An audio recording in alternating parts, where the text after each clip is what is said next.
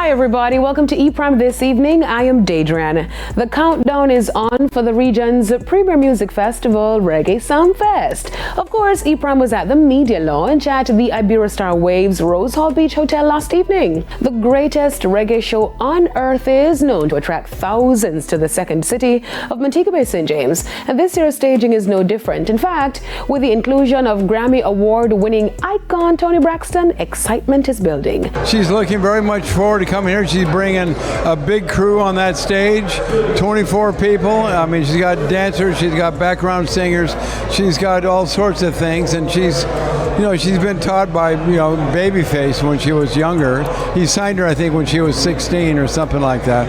And so she comes from royalty. The week-long event takes place July 13 to 19, with the highlight being Festivals Night 1 and 2 on the 18th and 19th. And with a reduction in crime in the parish, Mayor of Montego Bay, Richard Vernon, is ready to welcome new and returning faces. Crime in Montego Bay is down by 60%, and as I said, it is trending to one of the safer cities. And the safer cities will have like 1 to 2 homicide per 100,000 people. We're less than 10. We're probably about 7 or 8.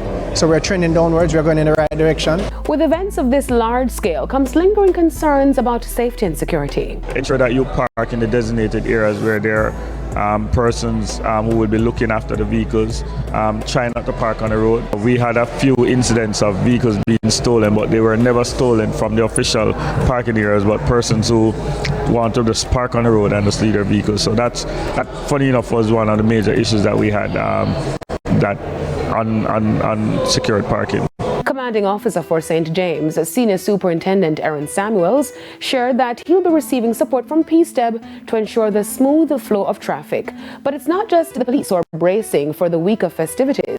Industry players are looking to get a piece of the pie. Even if you don't get the heads in the beds, at this time, the publicity that the events does, 60,000 persons watching an event all at one time.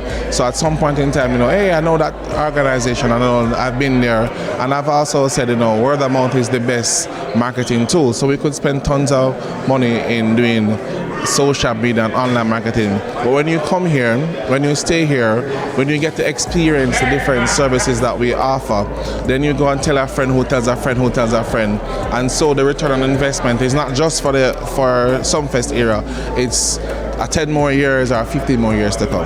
It's not just about the big businesses getting in on the action.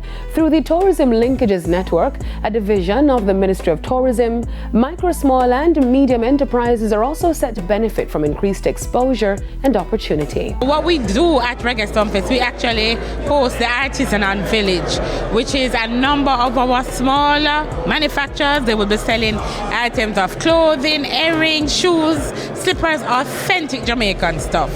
So we bring people from all across Jamaica in that beautiful curated space, and we will be having different menu of items for sale from our people on night 1 and on night 2. Now that's it for E-Prime this evening. I am Daedran. Thank you for watching.